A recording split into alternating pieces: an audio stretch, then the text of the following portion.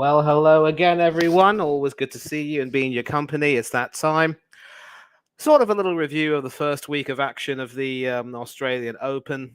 We're just going to basically go over what happened over the last week, which saw the third and fourth round come to their conclusion. And of course, we will be speaking a little bit more about what we can possibly expect for quarterfinals, soon to be coming up very soon. In fact, thankfully, of course, with the matches being organized in order to, counter any sort of a backlog, some matches should have been completed, and we will, of course, find out the details of everything, and I will show you what's been going on. I'm going to start by just giving you an update on how everything has been. If possible, we're also going to talk about the doubles competitions and find out who's through already and how many more matches will be played. Some interesting matches to have obviously taken place, but we're going to take a look and see what's been going on. I will, however, start by sharing some updates on the seeds in this tournament and how they've been, faring. And in fact, I can tell you that with plenty of seeds having fallen. In fact, I can tell you that in both the men's and women's tournaments, the top two seeds have already exited prior to the fourth round in itself. So this promises to be, without any doubt, one of the most open Australian Open tournaments in history. And we have a combination of up-and-coming players and re-emerging stars, some comebacks being made, an absolute treat. And hopefully we can also try and provide you, again, as I said, some ball-by-ball coverage of one of the matches that could be played later on. Certainly a semi-final or maybe two, and definitely a final if we can, and we will look to it. I mean, I don't want to necessarily promise you what can't be promised, but we're going to look to try to do that. Just another reminder to like this video, subscribe to the channel, click the bell button for notifications, and please follow Hanno Trollope and this channel on both Instagram and Twitter. Hanno_coach_corner on the gram. And on the Twitter, it is at the rate of Hanno70830030. And this ticker will, of course, be running. I do apologize for that. But let me start by presenting the men's singles. And what you're now going to see is basically how the seeds have fared. So as you see, the top two seeds have been out. And we also have several seeds. My goodness, only Tsitsipas, Djokovic, and Rublev are in fact left. And Khachanov, the 18th seed, and Sebastian Korda, Petr Korda's son, the former champion's son, is also left. So only 5 seeds left before the quarterfinals. And there was, of course, a withdrawal of Nick Kyrgios. But the seeds have literally been falling. And we're going to take a look at the draw to see how everyone has fared. Whoops, wrong one there. Right, so some of these fourth round matches have already been completed. We've seen Nadal losing in the second round to Mackenzie McDonald. McDonald himself falling to Nishioka from Japan, Yoshihito Nishioka, and Nishioka falling to the seeded Khachanov in 3 sets. Khachanov had also accounted for Francis Tiafoe and other notable players to have gone out. Nothing much here. So this is basically where the first section of the draw in the top half. In the second section, Hubert Hurkacz ended up losing out to Sebastian Korda in 5 sets, and we're going to find some details on that if possible. Shapovalov also losing out. Medvedev, a surprise loss as well, and we're going to talk about that too. Section 3, Tsitsipas, the top seed in that group, going through. Some of the lower seeds not doing too well. Lloyd Harris, of course, with a fine win over the 17th seed Musetti, but also not going too far further than that. And the the sinner was basically punished by the Greek. And then section 4 was still in the top half. Cameron Norrie was actually was the Canadian Auger-Aliassime, Felix Auger-Aliassime, who was the highest seed, but he was also beaten in the third round. Norrie also out quite early. No, actually, he lost in the fourth round to Lehecka. Lehecka, of course, had beaten Cameron Norrie in the third round.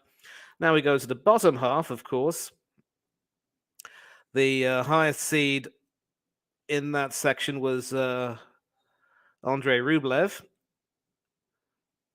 Holger Rune exiting. Dan Evans also going out in the third round. Another of the Brits, basically with him and Murray going out, British interest was ended. Novak Djokovic in section 6, able to so far overcome his injury problems with some better performances. Taylor Fritz, of course, being shocked in the second round in 5 sets by the home favorite Andrei Popyrin. But again, his tournament also met an earlier end. And then the biggest seed in section 8, the bottom half of the draw, Casper Ruud, was shocked by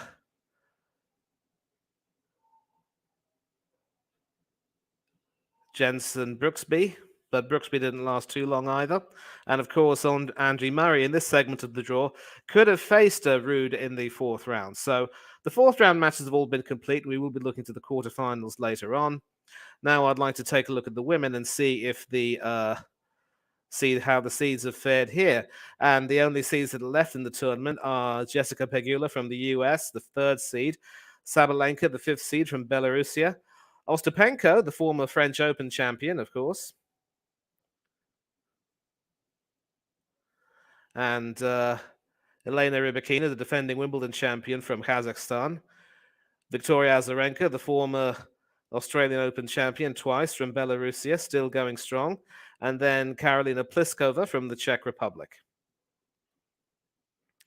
And so again, Swiatek and Gauff going out at the fourth round stage before reaching the quarterfinals. Pegula going the distance and lasting a bit. 6th seed Sakkari was taken to distance by Diana Schneider, who's also studying at university in the US, I believe. And Sakkari didn't last too long. So we see a lot of seeds falling in the third and fourth round. And so many of these big seeds ended up, not really able to make the most of their status. And a wonderful story of Magda Linette, the Polish lady who's into her first quarterfinal at the age of 30. So life does begin at 30. Sabalenka through. And of course, in section 8, the extreme bottom half, Ons Jabeur going out early, and more and more players taking advantage of that. So the seeds have literally been, quite literally been affected very badly here. Just a quick look at the doubles, and here at least the first and third seeds are still available, although Joe Salisbury and Rajiv Ram, the second seeds, are out. Skupski is still there, maintaining British interest, of course. And sadly for Kokkinakis, in addition to losing to Murray, he had to withdraw from the tournament without a partner. Granollers and Ceballos are still there, as is Mies and Piers from Germany and Australia, respectively. And even here as well, the quarterfinal lineup is more or less complete. The first and the third seeds are through, but some unseeded teams in the bottom half of the draw. And this should definitely be a classic lineup. The top seeds coming up against some wildcard Australians in Hijikata and Kubler from Australia. So that should be definitely fun. Take a look at the women and take a look at the seeds here. At least here, the seeds have, for the most part, done quite well. Sadly, Indian interest has been ended here too, with Sania Mirza and her Kazakhstan partner Anna Danilina going out in the second round. Gauff and Pegula are still through, so Pegula still on course for a unique double of singles and doubles glory. And do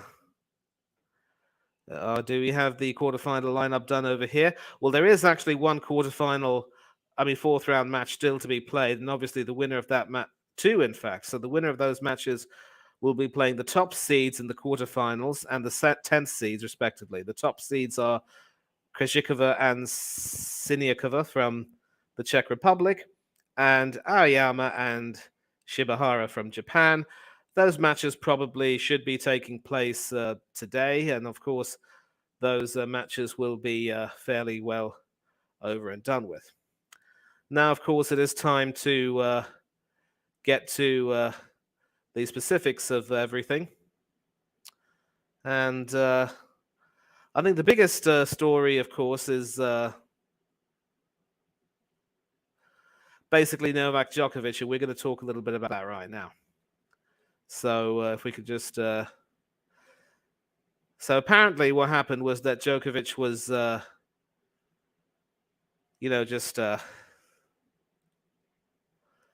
obviously he began the tournament with some hamstring issues, and it was a bit difficult to see how he could possibly continue with the hamstring affecting him in some of his earlier games. He was struggling quite a bit, but ever since then he seems to have performed quite a bit better.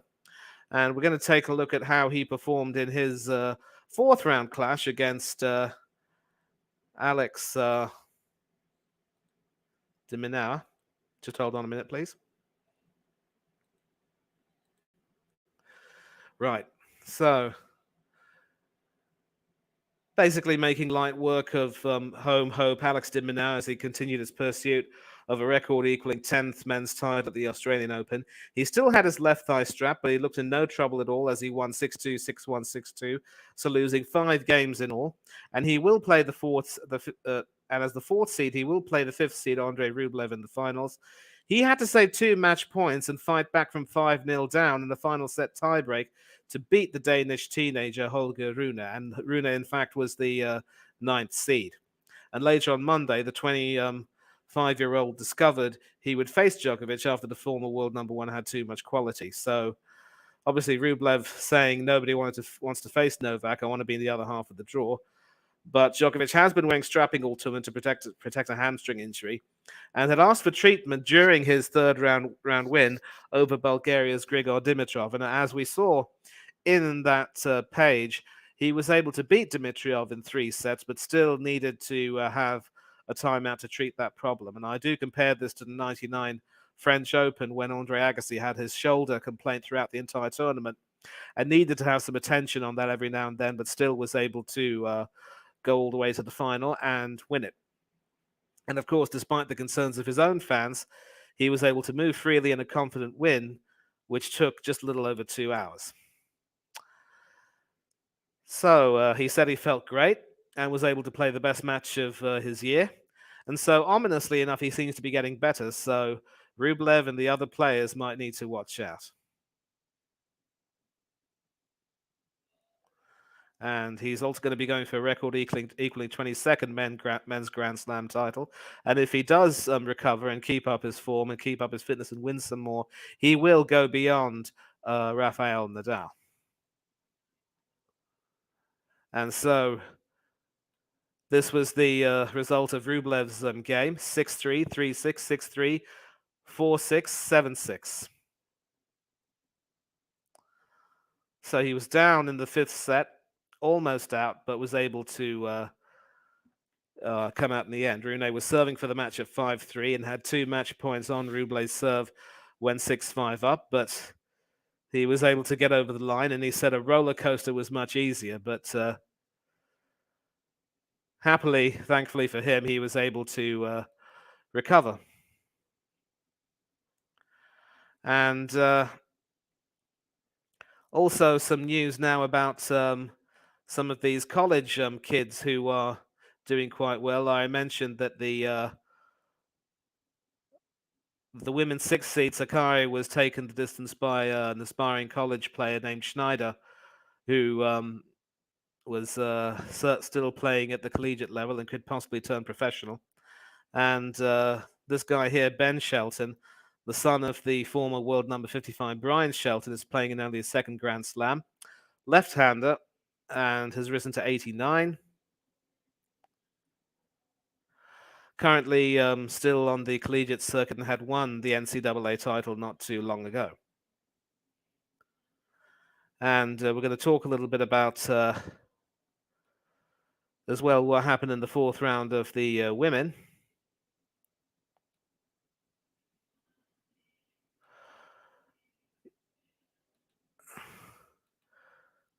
And now we're going to go to the go here. So this is from the women's side, the fourth round. The top seed, Iga Swiatek, was swept away from the Australian Open after losing to the Wimbledon champion in the fourth round. And the Kazakh showed again how she thrives on the big stage, playing confidently and quite powerfully in a 6-4, 6-4 win at Melbourne Park. And following that, less than half an hour later, Coco Gauff lost in straight sets to the former French Open champion, Jelena Ostapenko from Latvia. She was overpowered by the 17th seed, was the 7th seed. And so basically, it's the former French Open champion who will play the Wimbledon champion in the quarterfinals instead of the much anticipated matchup between Swiatek and Gauff. And so it's always good to see these champions of yesteryear who might have fallen away coming back to do well. So that leaves, of course, third seed Pegula, the highest player left, and she was able to come through 6-7, 5-6-2 against the Czech Barbora Krejcikova, and she will face the two-time Melbourne champion, Victoria Azarenka, in the quarterfinals. She beat China's Zhu Lin 4-6, 6-1, 6-4. And Zhu Lin, of course, had a pretty good time during her run, having beaten one of the big seeds in the another big seed in the process.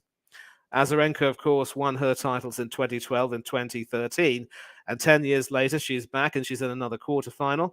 Another heartwarming story indeed. Swiatek basically saying she wanted it too much. Maybe she wanted it a little too hard, but she took a step back in terms of how she approached them. And she says that maybe she needs to chill out a bit more. Rybakina's success was more sporadic.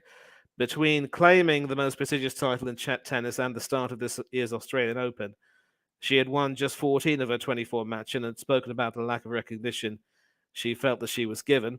And obviously, she received no points for her Wimbledon victory after the WTA took the decision to strip Wimbledon of their ranking points following their decision to bar Russians and Belarusians from competing in that tournament.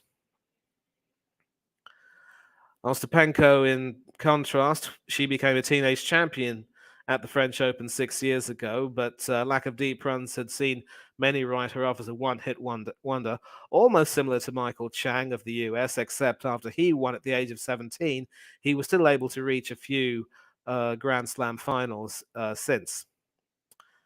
And it was the first time since Wimbledon in 2018 that she had reached a major quarterfinal. She never had any doubts that she could win another major and always believed in her game. And Gauff, of course, had never dropped a set in her previous 3 matches, including in the second round win over Raducanu. But she was able to play more consistently in the preseason, stepping on the court and play her game, and Gauff just had no answer to that. Now we're going to sort of focus on Andy Murray, who earlier in another video, we spoke a lot about how he he was able to overcome the Australian Kokkinakis in a titanic 5-setter that went all the way to 4 a.m. in the morning local time, nearly 6 hours. But sadly, in the third round, he lost another tough encounter to 24th seed Roberto Bautista Agut. He clearly was unable to move. I mean, struggling to, rather. And with a 39-hour gap between the end of his second round match and the beginning of his first round match, He ended up losing in 4 sets, 6-1, 6-7, 6-3, 6-4. And with his exit, along with Dan Evans losing to Rublev, we will sort of talk about how the British interest was pretty much ended.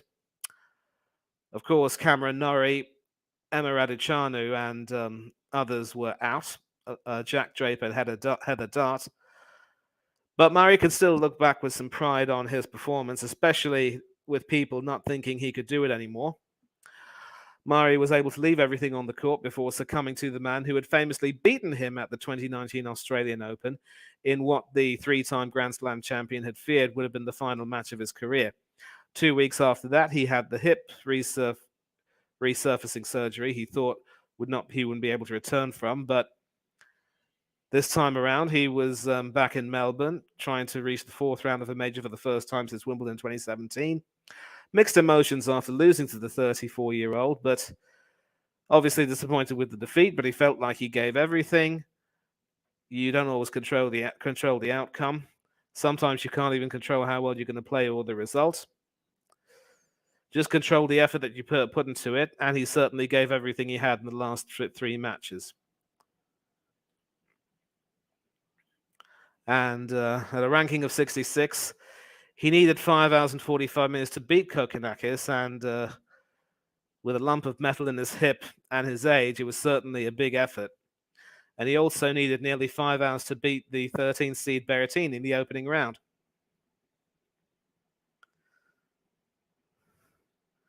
And then coming in and having about 7 or 8 blisters that he had to have drained.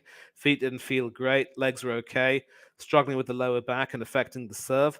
That really was the main things that he was struggling with, and the signs weren't good for the start.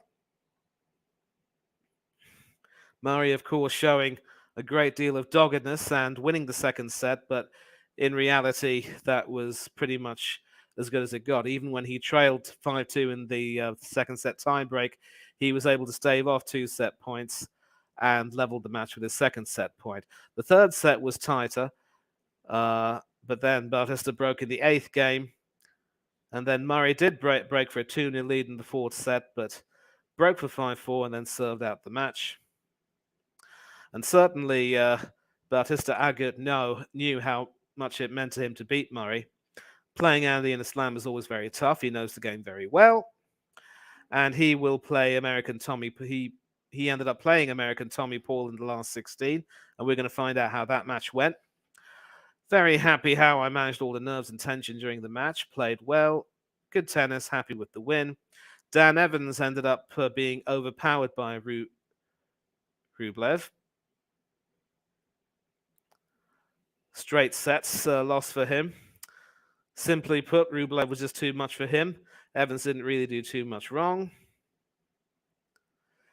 He had reached the 4th round here in 2017 and started well enough against Rublev, creating a break opportunity for a 4-3 lead, but that was pretty much almost as good as it got.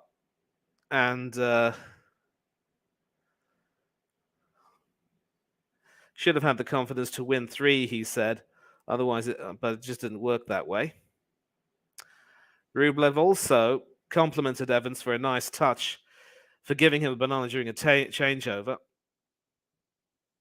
He had asked the ball boy for a banana, but Danny had asked for bananas earlier. He had 2, so he just said, "Take it," and I caught it. Helped me with some energy. I had the extra energy because I ate the banana.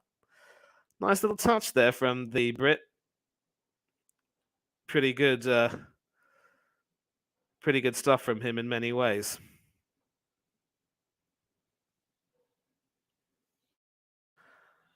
And some third round action from the women's side now. Of course, Garcia is still through. I mean, she was able to reach the 4th round of the Australian Open. I want to check and see if she was able to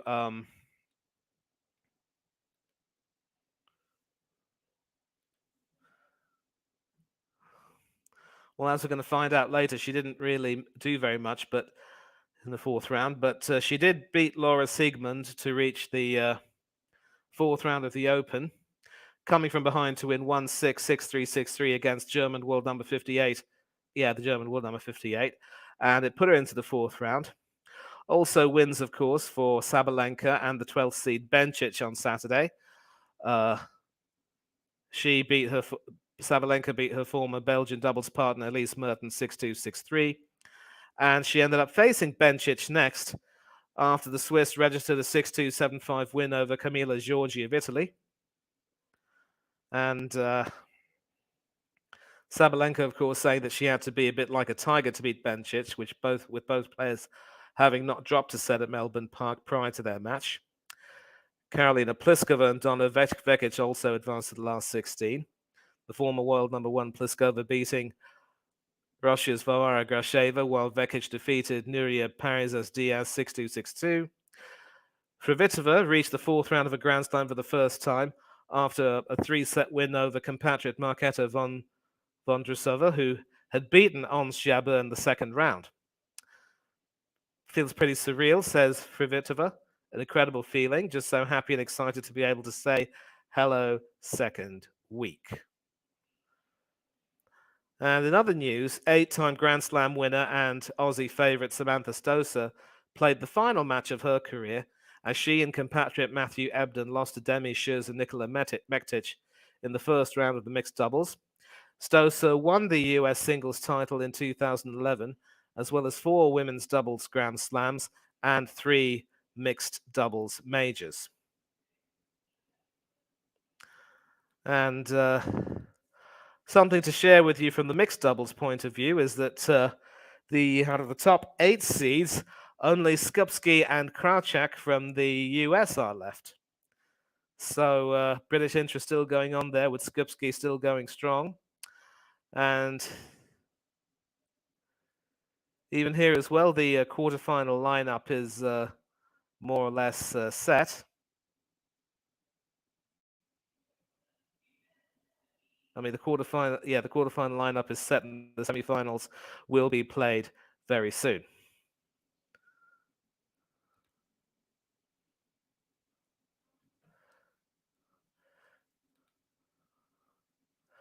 I'm also going to share some more news from the Australian Open rather. Yeah, fourth round action from Tsitsipas's side of the draw. He was able to edge out Jannik Sinner in a 5-set match on Rod Laver Arena to reach the quarterfinals. He won the first 2 sets and then got back the momentum to beat the 15th seed 6-4, 6-4, 3-6, 4-6, 6-3 in a little under 4 hours. A third consecutive quarterfinal in Melbourne for the world number 4, who obviously was backed, and a great night, superb, a ripper, as they say over here. Not easy, excited to be sharing moments. Unbelievable opponent that was playing incredible tennis in the third and fourth set, had to stay really calm. And Tsitsipas had in fact come into the match having not dropped a set all tournament. He went 2-0 up against the Sinner and looked to be storming towards that, but the Sinner pretty much played like a saint, breaking early in the next 2 sets and winning both of them. And but the Greek third seed was able to break back in the final set to go 4-2 up and held his next 2 service games. And earlier on Sunday, we're going to talk about obviously Jiri Lehecka, who had beaten Cameron Norrie, ended up playing Felix Auger-Aliassime, the 6th seed, and he was stunned. Another of the big seeds to fall. He was the 6th men's top 10 seed to exit the Australian Open when he was beaten in 4 sets, 4-6, 6-3, 7-6, 7-6. Lehecka hadn't won a Grand Slam match before in the tournament, but is now through to a first major quarterfinal. And the final player to fall to the Netflix curse, supposedly causing players who featured in the recently released series Breakpoint to bow out of the Australian Open early. Casper Ruud, Ons Jabeur, the 2nd seeds in both men's and women's tournaments. Maria Sakkari, Matteo Berrettini, Taylor Fritz, Thanasi Kokkinakis have all lost. And Kyrgios, Paula Badosa, Ayla Tomljanovic had to withdraw before the tournament began. And of course, another big win at Melbourne Park for Sebastian Korda, who beat the 10th seed Hubert Hurkacz in 5 sets, 3-6, 6-3, 6-2, 1-6, 7-6.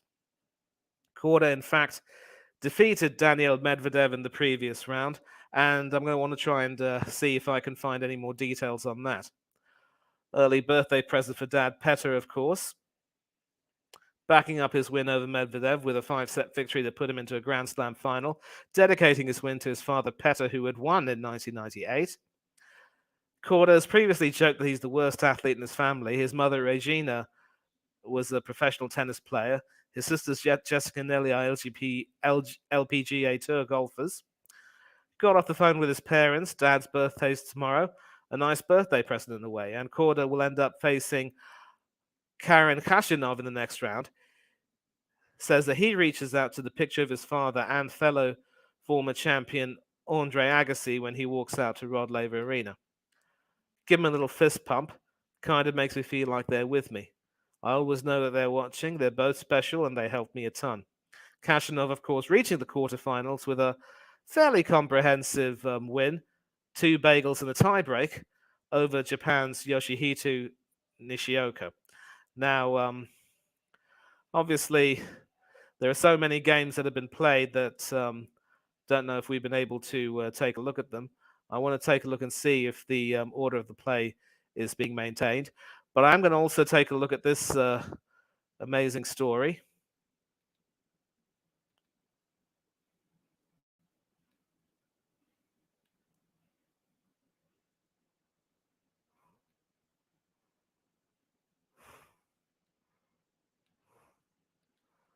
Yep.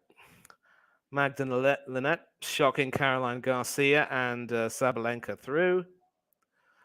Reaching her first Grand Slam quarterfinal at the age of 30, the Polish 45th ranked player won in straight sets against Caroline Garcia, beating the fourth seeded player rather. And don't really believe it, don't know what happened, speechless, really, don't know what to say. Don't want to say I didn't expect it because coming onto the court, I was confident in how well I was playing. Garcia, in fact, had avoided an upset in her third round in a 2-hour battle with the German Siegmund and opened the first set against Linette with a break to take a 3-0 lead. But with Garcia playing more erratically, Linette was able to fight back. And Garcia was serving for the first set. Linette was able to break back on her second attempt, taking the tie break with ease, serving out the match after getting the break at 4-4 in the second set. Fifth-seeded Sabalenka reaching her first Australian Open quarterfinal with a 6-7-5, 6-2 win over Belinda Bencic from Switzerland. Sabalenka, of course, is yet to drop a set at Melbourne Park this year, while both she and the 12th seed Bencic were on 7-match unbeaten runs coming into the fourth round. Sabalenka will next play the unseeded Donna Vekic in what will also be the Croatians' first quarterfinal in Melbourne. She defeated Linda Fruhvirtova 6-2, 1-6, 6-3, while Fruhvirtova's Czech compatriot Pliskova beat Zhang Shuai 6-0, 6-4 to set up that last 8 meeting with Magda Linette. So a lot of terrific action having gone on. And I'm also going to take a look at some other sort of headlines, but there is an interesting story as well, which I want to try and share if I can possibly get it.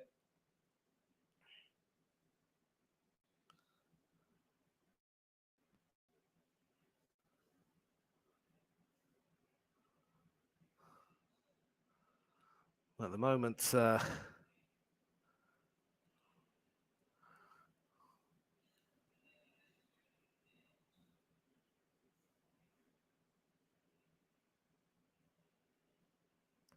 there was a rather interesting story about the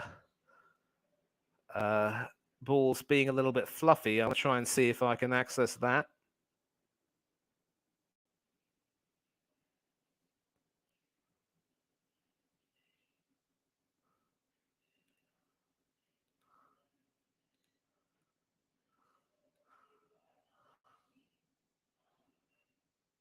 Yeah, I'll probably access that story and give it to you in the next video we do. So confirmation of the scores over here.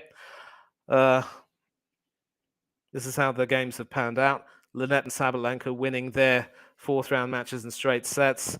Rublev coming through a titanic encounter against Rune.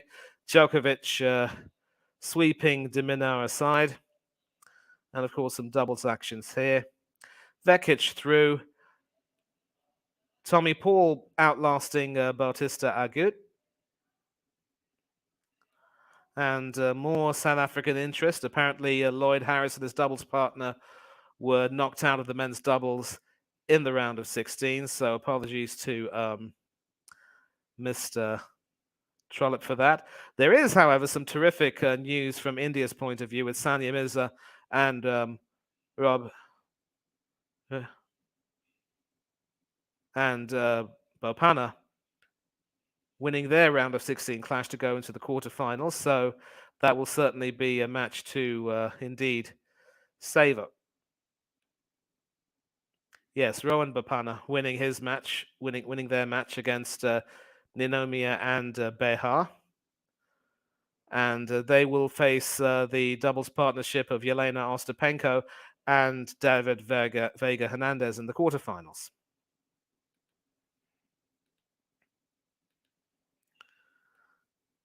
Yes, so confirmation here of the scores, as you can see. More doubles actions. Skupski going through.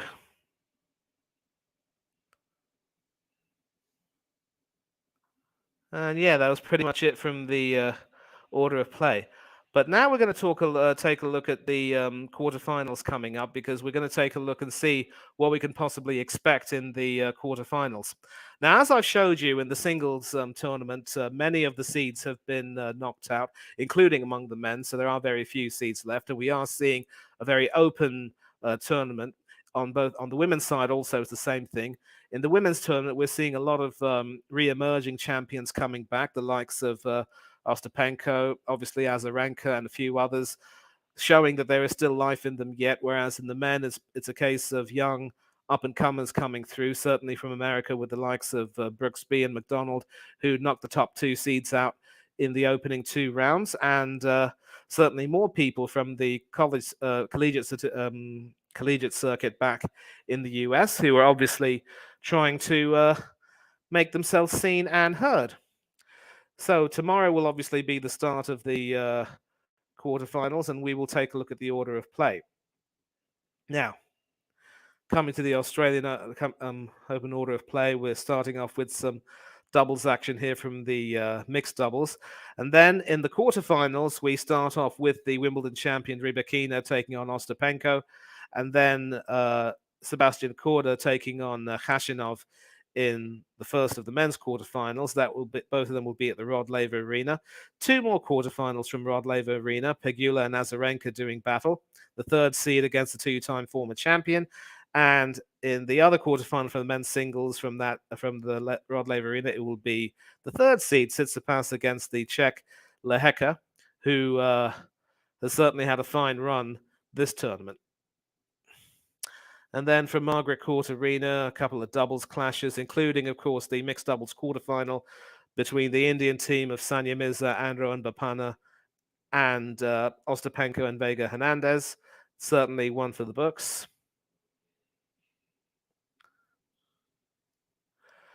Yeah, so this is basically what we can expect from the early morning action, of course, in the morning local time.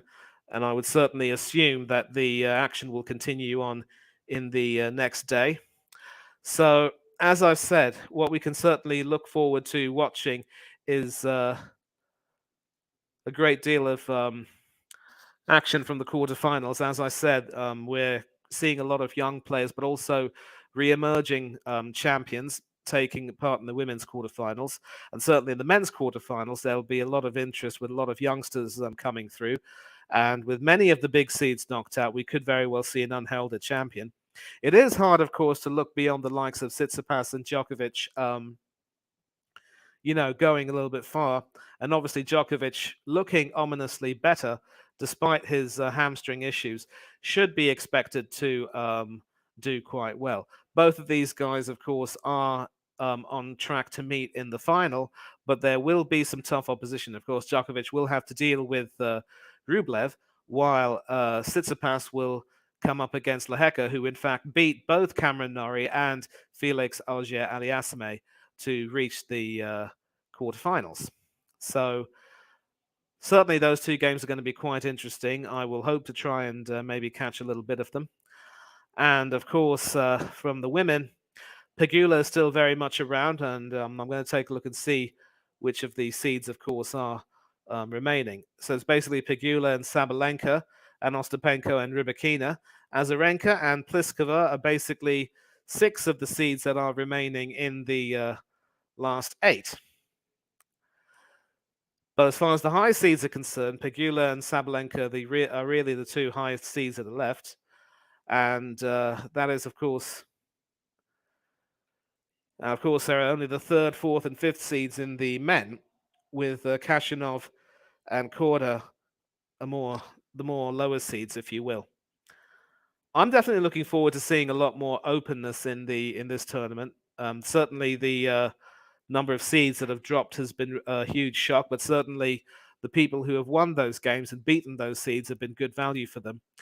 In some cases, it's been a little bit, disappointing to see the conquerors of those really big seeds not really lasting that far. But occasionally, some of these players have gone on to go quite far indeed. And certainly for a lot of the older players like Nadal and maybe Murray to an extent, questions will be asked on their fitness and whether or not they'll be able to continue. Obviously, for the likes of Casper Ruud, Iga Swiatek, and Ons Jabeur, they still have time on their side, but they are going to have to sort of change their approach to how they play if they want to make sure they are in contention to win something. And, as for the younger players, it's as if the world is their oyster. As far as Djokovic is concerned, he could very well win a 10th title, but he will have some very tough tests coming up, and how he deals with them will determine how far he goes. And like I said, it's going to be obviously very interesting to watch these games, and we will obviously try and provide more analysis and more coverage of this. Normally I would be watching this and providing ball by ball coverage, but I'm not too sure I'll be able to do that. But certainly this has been pretty good fun, and it has been good to try and follow it. Whenever I could, I've been able to watch it. Certainly the evening games will be more suited to my time, with the morning games being a little bit too early in the morning for me. But, that is what it is. Can't really help it too much. And yet, I know that this is always a tournament which provides some really good quality play. It has been, the first week of this tournament has normally been famous for seeing a lot of seeds go out, but certainly the number of seeds that have gone out before the 4th round or even the 3rd round, never mind the quarterfinals, has been unprecedented. But I guess that adds to more of the intrigue involved, and it's certainly something that that a lot of people can certainly look forward to, and a lot will be expected of some of these younger players as they continue their journey. And of course, we will provide more of this analysis with more videos in the coming week. And I will, of course, as I said, hope to try and possibly provide ball by ball coverage of one of the semi-finals, maybe a final if it doesn't clash with any Premiership coverage. Certainly, of course, the final itself won't have that problem, have too many problems, although it might be a little bit too early for people trying to watch in the UK and South Africa. Maybe it could be late at night over in the US, but obviously, if there are tennis fans out there who would be interested to watch and would like to join me on, we might decide to put a poll in our next video asking you if we will cover this, and if you respond in the affirmative, we will do so. And of course, there have been no comments. The decision to do this video has been also last minute, so I think it's fair to say a lot of you might have been bored by that, but it is what it is, and I will certainly play it by ear as to how we would like to go. But for now, though, I am feeling quite happy that we've been able to provide some news updates from this tournament. Maybe if that's as much as we can go, then so be it. But it's another reminder of just the work that this channel does to provide some really good quality sports content from different sports, and not just football and the more popular ones. So once again, thanks for joining in. Final reminder to do, please like this video, subscribe to the channel, click the bell button for notifications, and follow Hanno on Instagram and Twitter, Hanno_coach_corner, and of course, at the rate of Hanno 70830030 on Twitter. And I will definitely be seeing you again for another video later on this week, maybe on Wednesday, as the quarterfinal action concludes. And we will look to see if we can provide some more content for you from the Australian Open. But for now, thanks a lot for joining in. Take care of yourselves. Be safe. Be happy. Don't do anything that I or Hanno wouldn't do. And for now, from the Coach's Corner, this is Manny Thangadurai, and I am out. Take care, everyone.